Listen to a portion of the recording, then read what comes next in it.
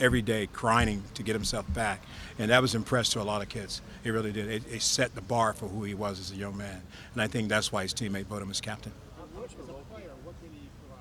He can play a lot. We missed Tyler last year. And Tyler's really a strong guy at the point of attack. He plays hard. He's physical. He cares. We missed that last year. We missed that leadership a little bit too, because he was a strong leader in the room. When you sit in the back of the room, you kind of have a tendency to be quiet because you're not playing. And now he's a voice, and I think that's what we need. When they took over back in 2019, it was a similar situation where you were the only holdover on defense. Do you see any similarities as far as the energy in the building now that it's happened again, where it's 4 new guys and then you defensively? Yeah, I think first of all, it's a great defensive staff. It's a really great staff, great guys, great people. I think it's a really fun staff to work with. Coach Noah has been the best, and secondary guys are great. So I think that's important. When you got a good unit, guys are really close together, you get a chance to bond. I think that's what was happening in our defensive room. And I think our players are feeding off that because we have bonding. We come from a different background, but at the end of the day, we're football coaches, and we got to find a way to bring our players together. And that's been really fun. And with JT, it's pretty impressive what he was able to do, given he was just getting here 2 weeks ago at this time last year. Yeah. Now that he's been through the entire program and through off season and all that, where have you kind of seen him grow? I seen him growing a lot in a lot of areas. I seen him grow a lot. I seen him mature. I seen the guy's got much stronger. He's more flexible. He can bend. He can run, and he's playing practice really well. And I think that's good. And he's a great teammate. That's the thing I admire more about him. He loves everybody. You know what I mean? That's the thing that kind of everybody gravitates to JT because his personality. Guys with that ceiling talent, whatever you want to call it, where do you see them make the biggest jump between year 1 and year 2? It's actually year 2. You'll make the biggest jump in year 2. And that's why if he continues to move forward, he'll have a chance to do something special down the road. But I think this season is where he's got to make the biggest jump because that sets him for the next year. Yep.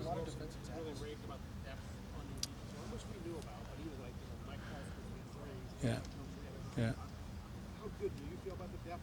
Are there the elite players, the guys who will have the impact of a situation? Put that kind of level. Yeah, I think we do have the depth. But, knock on wood, you can go from 1 to 2 pretty fast. You know what I mean? So it's a luxury right now until you get a guy hurt. You know what I mean? Just understand, I think elite is 2 different standards. Elite to me is a guy who's incredible work ethics. I want guys who's got incredible work ethics. That's being elite. Now, everything comes with that, technique and all those things. That's my job to give it to him. But if he has incredible work ethics, he's got a chance to be an elite player. And that's what I'm preaching in my room. We're not preaching you're going to be a first-round draft pick. We're preaching that you have to be an elite player. And elite players are incredible work ethics, and that's the bottom line in everything we do.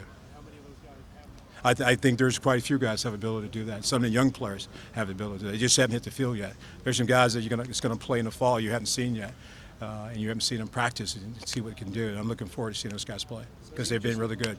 You just talked about a guy who could make a jump in year 2 in JT, but a lot of potential was paid to Tyreek last year as a pass rusher. Where have you seen him take a step, maybe as a run stuffer? Because it seemed like that was where you guys not necessarily want him on the field last year, but he was a little better in the passing game. Yeah, as a baby coming in, you have one skill, right? He had a skill to rush the passer. Now the other skill he's going to develop an ability to stop the run, and that starts in the weight room with Coach Mick, getting stronger.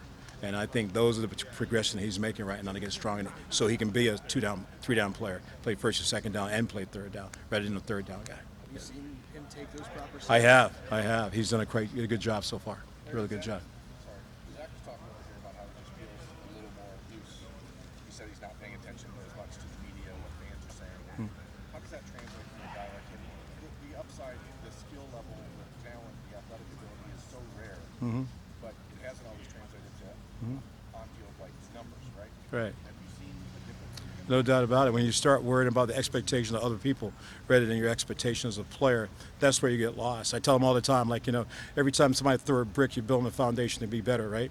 And that's what he's doing. We're learning how to build a foundation with those same bricks that people say he's got to be this, got to be that. But I think he's at a good place right now than he's been here before. He's in a really good spot. He's worked extremely hard to be where he understands what the big picture is all about. So now it's just a matter of going out and doing it. Yeah. Something that you haven't yet with being in the program or talking to other guys that have been through it? How does a guy like that, who's always been a pretty under the radar, Yeah. how does he let the outside know he gets? Yeah, I think it's a little bit of both. Some guys helped him understand what this is all about, being a homeboy and the ability, this expectation is so high of what you got to do. And if you chase those expectations, sometimes it drives you a different direction. All the great players, Chase Young, he first got here, you just look at the first year he had, second year he took off. And then about half the season went like this, right? Because the expectation got bigger. and he wasn't ready for it. So how to handle that is just continue to be yourself. You know, go on the field every day, live up to your expectation of our defensive scheme, and just play as hard as you can and let it go. You know, that's important. Larry, yesterday, as you said, Kevin said he just looks over laps and he sees my call threes sometimes. If that doesn't make sense. Yeah. Why is he still with the threes at this stage? Well, he's not with the threes. That was just in jest. I think you got to read what he was saying. In jest, he has been a three start out because of guys, but he's no longer in the threes. You know, Mike's worked with the ones and twos, and he's got a chance to do something really special for it. He's had a great camp. He's had a great camp for it. Really, he's come out of. He's really gotten stronger. He's gotten bigger. He's fast. He's athletic, and we're hoping for great things from Mike. We really are. We've seen what a nose like Davon or Tommy could mean. I know he's maybe not necessarily the same kind of player, but can he have that impact that he have it this year? Yeah, I think his biggest asset. He can rush the passer. I mean, he's really got quick hands, quick body. You know, we can move him at the three technique, and he can rush from there at some time. So we got a plan of how we're going to use him. But I think he has a little bit of both. He's really quick off the line of scrimmage, scary in space when he's in short space, small area, he can get off the ball. I think that's huge. A little bit of BB-like, but stronger. But it also brings some pass rush technique that I think is credible. Should we think of him more as a three than? No, we're going to use him a little bit of both. We're going to try to find a place for him. You know, that's bigger than BB, yeah. A little taller, yeah. How many guys do you think you play? If I'm lucky, I can play 12. If I'm lucky, you know what I mean? And I mean, normally we play about anywhere between 10 to 11, but we could get to 12. You know, if we play first. That's that. Yeah, 6. Ty Hammonds has done a great job for us. He's come a long ways, man. I'm just telling you. He's just like his brother. He's taken off. I'm really pleased where he's at also.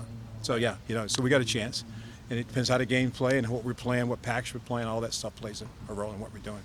Yep.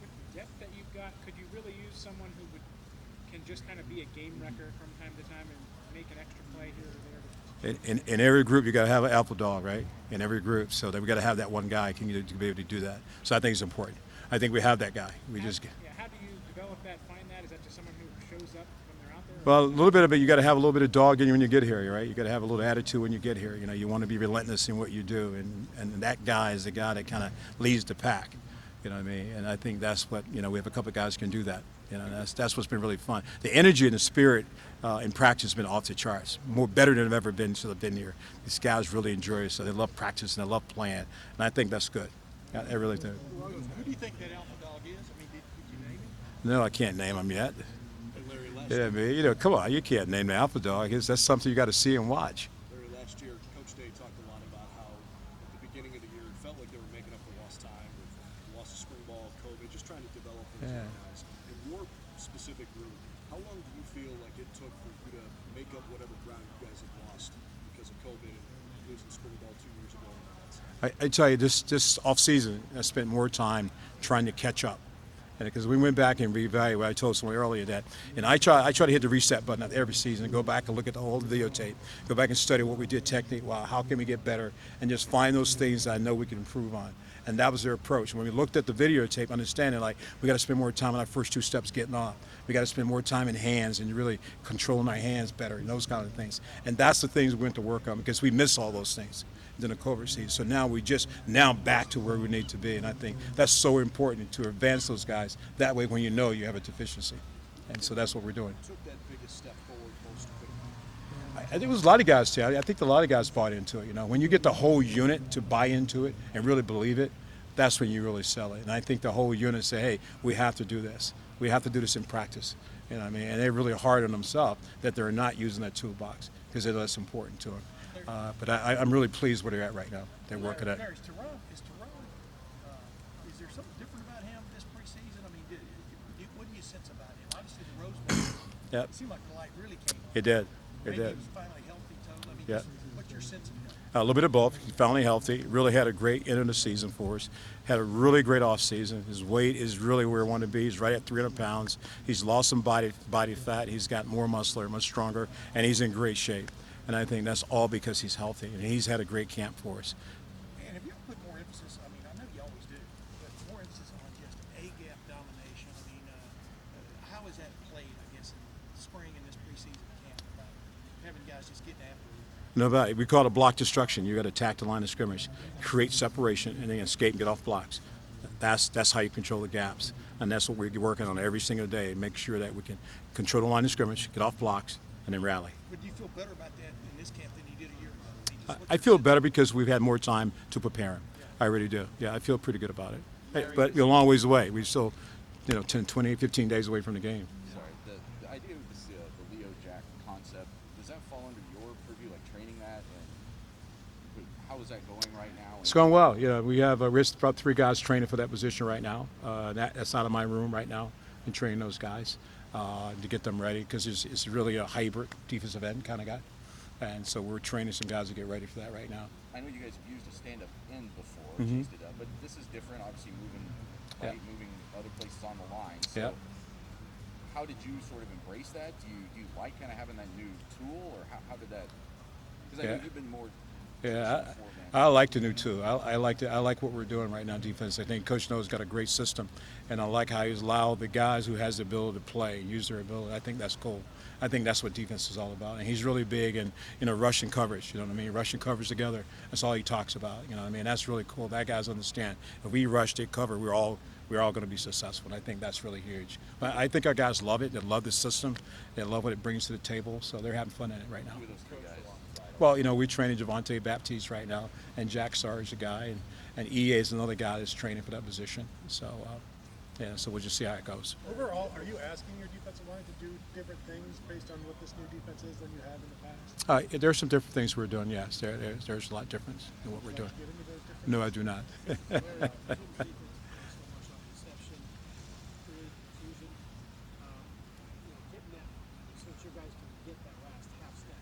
That's right. What have you seen in terms of how successful has been in camp? You kind of see that potential? No doubt about it. You get the quarterback to hold the ball just a half second.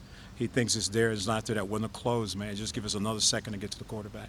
And there's been so many examples of that in camp. And I think, and that's what sells it right now. Our kids understand it. And it's not just us, it's the back end. We're all in this together. If we can do that, then the chance of being successful is pretty good. But that's got to be the key going into the season. It's got to be rushing coverage. And I say Jim sell it better than anybody I've been around. That's so important. Yeah. Around a lot of people. What is it like to work with Jim? What's the one thing that maybe stood out? Really bright guy. Understand defense. Understand what he wants to do, how he wants to attack, and I think that makes a difference. You know what I mean? It's a really good system. He's been in it for a while, and it's been very adaptable into what we do with our personnel group. And but it's really exciting to see how it takes off on September 3rd. We'll see. You've been around a lot of different defenses. Obviously, last year there was questions about what have you seen this fall that's given you excitement? It's all player driven. I think our players understand that. They know what toughness is all about. They know that. You know what I mean? And they know what happened in the last game. In the Team Up North game. And I think that now, I think everybody in the whole entire building is alert. You know what I mean? And I think our defensive scheme is just going to add to that. But it's just not defense; it's offense. It's everybody. Getting ready to make this push is what we got to do. And toughness is part of what we do. It's got to be, and that's what we built from. So. What is the dynamic? Last question like right when here. you've got all these veteran guys who I'm sure are looking to have breakout years, kind of career years, but then these sophomores are not sophomores anymore. They're not just getting their feet wet. They're a lot of times sophomores, like you say, it's kind of where you set up. What's that dynamic like? I think it's a great time, man. I say all the time, you look at the Wolves. When the Wolves travel alone, he's got a chance to not be successful. When they travel in packs, that's when they get to be successful, right? I hate to use that analogy, but that's what it is. So I'm teaching them, let's travel in a pack, because when you travel in a pack, everybody gets credit, right? And that's what we're selling. There are going to be some guys going to step up, maybe some young players step up, but at the end of the day, it has to be the unit that steps up.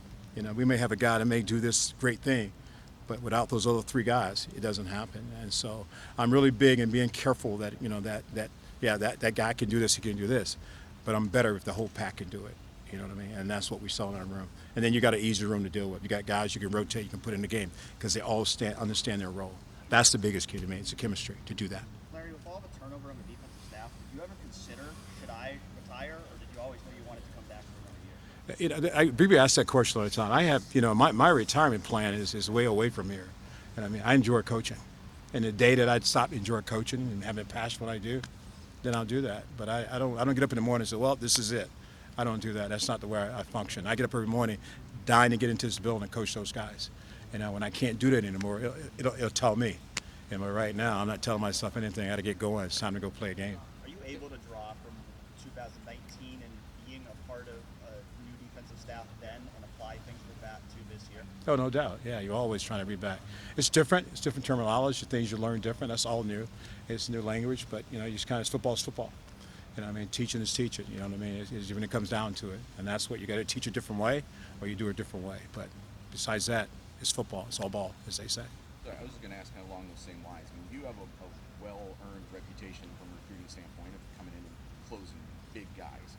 When you bring a whole new staff in, what's sort of the process of, do you have any mentorship or influence on those guys? I know they're supposed to come in, obviously, their own skills in that regard, but how have you guys sort of worked together to bring back the defensive recruiting that you guys want? Yeah, it really is about sharing, right? Sharing an idea, how you do it, how you present.